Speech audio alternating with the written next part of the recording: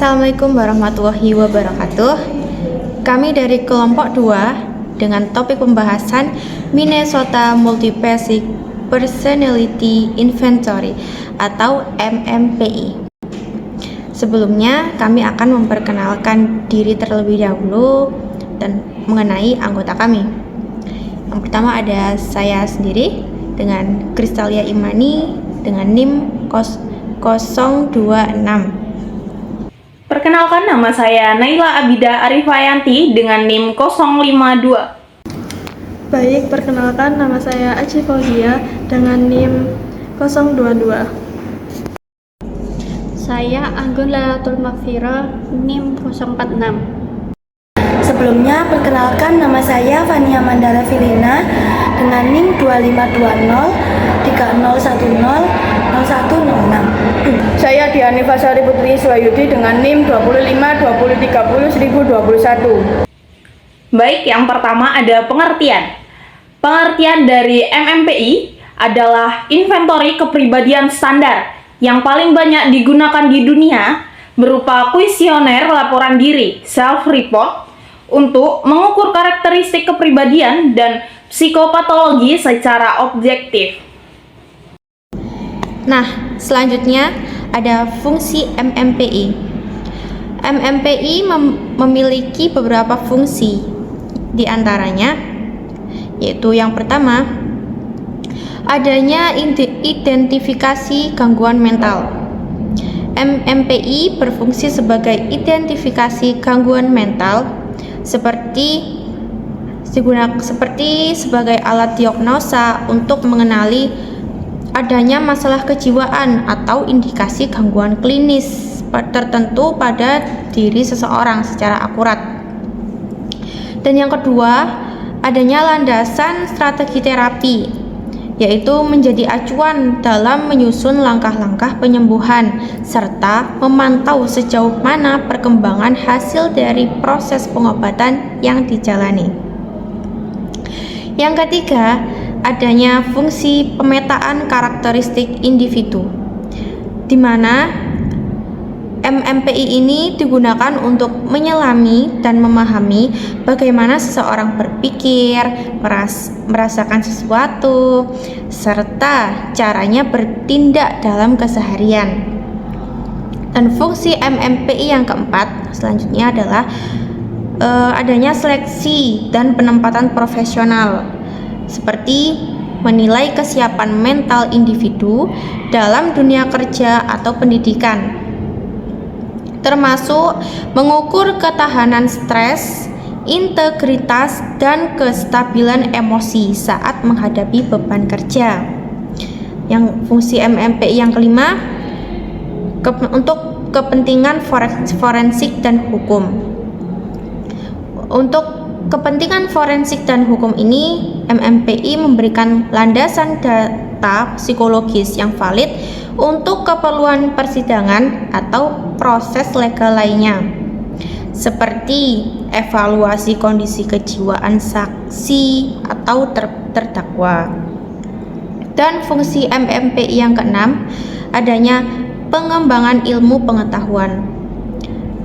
MMPI berperan sebagai instrumen penelitian untuk menggali lebih dalam korelasi antara tipe kepribadian dengan berbagai fenomena perilaku manusia. Baik, selanjutnya yaitu siapa saja orang yang dapat diperiksa. Yang pertama yaitu orang dewasa sekitar umur 18 tahun ke atas. Diperiksa untuk menilai kepribadian dan kesehatan mentalnya, baik dalam keadaan normal maupun ada indikasi gangguan psikologisnya.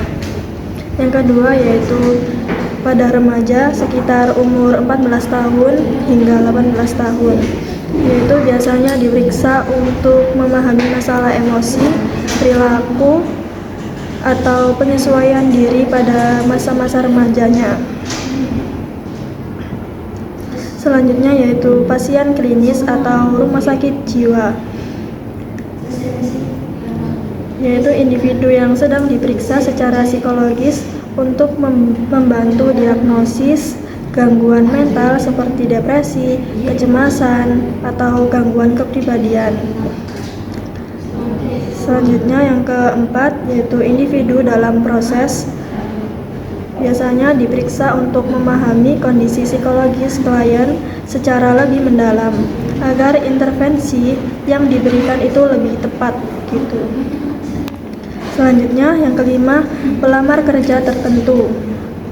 Ini terutama bagi pekerjaan yang beresiko tinggi atau membutuhkan stabilitas mental seperti TNI, Polri, lalu pilot atau tenaga keamanan yang diperiksa kondisi kepribadiannya gitu. Yang keenam, kasus hukum atau forensik, yaitu biasanya diperiksa untuk evaluasi kondisi mental dalam proses hukum, misalnya untuk mengetahui kondisi kejiwaan tersangka atau saksinya. Yang selanjutnya ketujuh yaitu penelitian psikologi, yang dimana diperiksa sebagai subjek penelitian untuk mengkaji kepribadian atau gangguan psikologis dalam suatu studi. Selanjutnya, kapan kita menggunakan MMPI atau Minnesota Multiphasic Personality Inventory? Nah, Minnesota Multiphasic Personality Inventory ini digunakan dalam berbagai konteks, klinis dan profesional. Nah, dalam konteks klinis itu, MMPI sering sebagai bagian dari pemeriksaan rutin di bidang psikiater. Alat ini membantu profesional dalam mengidentifikasi serta menemukan tingkat keparahan gangguan psikologis yang dialami oleh seseorang. Selain itu, MMPI juga banyak dimanfaatkan dalam konteks forensik atau hukum. Dalam hal ini, MMPI digunakan untuk menilai kompetensi individu, misalnya apakah seseorang layak untuk menjalani proses persidangan, serta untuk mengevaluasi tingkat tanggung jawab kriminal. Selanjutnya, dalam bidang profesional, MMPI digunakan sebagai alat seleksi personel, terutama untuk pekerjaan yang memiliki tingkat resiko tinggi atau membutuhkan stabilitas emosi yang baik seperti polisi, pilot, atau profesi yang lain yang menuntut kesiapan mental kita.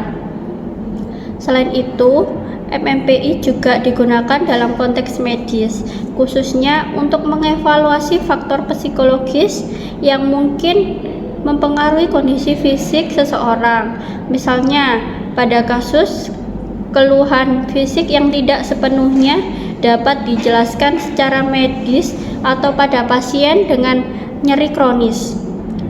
Nah, secara keseluruhan itu, penggunaan MMPI dalam berbagai konteks ini menunjukkan bahwa alat ukur ini memiliki peran penting dalam memahami kondisi psikologis individu secara lebih mendalam, baik untuk keperluan diagnosis maupun pengambilan keputusan di berbagai bidang lainnya.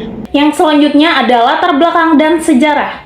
Asal-usul. Pada tahun 1939 sampai dengan 1940 dikembangkan di Universitas Minnesota oleh Stark R. Hathaway, psikolog, dan J. Charley, psikiater. Tujuan utamanya yakni menciptakan instrumen objektif untuk menilai keparahan gangguan jiwa dan memantau perubahan hasil terapi pada pasien psikiatri dewasa.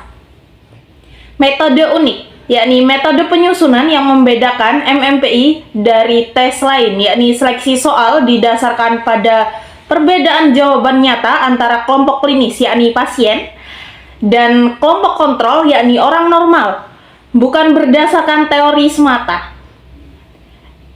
Evolusi instrumen. MMPI pertama pada tahun 1943 versi orisinal dengan 504 sampai dengan 566 butir soal. MMPI kedua pada tahun 1989, yakni proses restandarisasi agar bahasa dan norma lebih relevan dengan konteks modern, yakni dengan soal 567 item. Status saat ini menjadi inventory kepribadian klinis yang paling banyak digunakan dan diteliti di seluruh dunia. Selanjutnya, seperti apa sih reliabilitas dan validitas Minnesota Multifasic Personality Inventory? Reliabilitas MMPI secara umum memiliki tingkat reliabilitas yang sedang atau moderate. Reliabilitasnya tidak setinggi tes kemampuan, misalnya IQ, karena mengukur kepribadian dan kondisi psikologis yang lebih berubah-ubah dipengaruhi mood atau situasi. Item-itemnya heterogen dan multidimensional, tidak satu konstruk tunggal. Beberapa faktor yang mempengaruhi reliabilitas MMPI. Ada item overlap, itu bisa disebut dengan banyak item dipakai di lebih dari satu skala. Lalu interkorelasi antar skala tinggi, konstruk yang kurang spesifik atau tegas.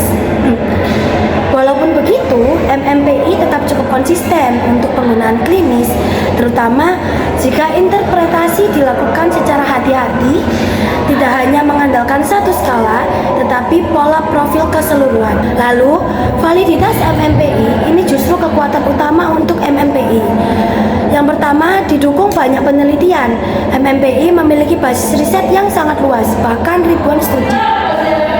Banyak penelitian menunjukkan konstruk validity kuat, skala sesuai dengan konsep psikologis tertentu. Contoh, skala PD dan MA itu terkait impulsivitas, agresi, dan penyalahgunaan zat. Skala SI terkait kecemasan sosial dan rendahnya sosialisasi. Lalu validitas prediktif dan klinis. MMPI mampu memprediksi masalah psikologis, membantu diagnosis dan perencanaan terapi.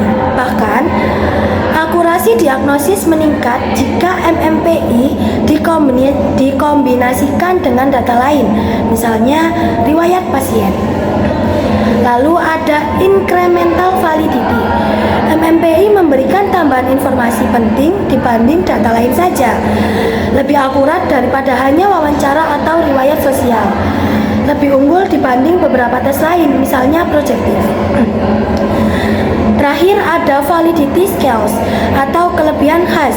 MMPI punya skala validitas L, F, K, dan lain-lain. Untuk mendeteksi berbohong, fake good atau fake bad, jawaban tidak konsisten. Ini meningkatkan kepercayaan terhadap hasil tes. Di sini saya akan membahas tentang sebutkan tahapan administrasi Minnesota Multifasic Personality Inventory. Yang dimana di sini ada persiapan dan pemberian instruksi. Yang pertama yaitu bisa dijelaskan tujuan tes dan cara mengerjakan. Jawaban benar atau salah. Yang kedua, memastikan kondisi ruangan nyaman, tenang, dan bebas gangguan. Yang ketiga, memastikan subjek memahami instruksi dengan jelas. Selanjutnya ada pelaksanaan tes atau pengisian, yang dimana yang pertama yaitu subjek mengisi seluruh item MMPI. Yang kedua, waktu pengerjaan dicatat kurang lebih 60-90 menit untuk MMPI 2. Yang ketiga, perhatikan perilaku selama tes. Misalnya, banyak yang menghapus, terlalu cepat atau lama. Selanjutnya ada pemeriksaan hasil awal. Yang pertama, mengecek kelengkapan jawaban atau item kosong pola jawaban. Yang kedua, mengamati indikasi ketidakkonsistenan atau kemungkinan profil tidak valid. Selanjutnya ada scoring dan penyusunan profil.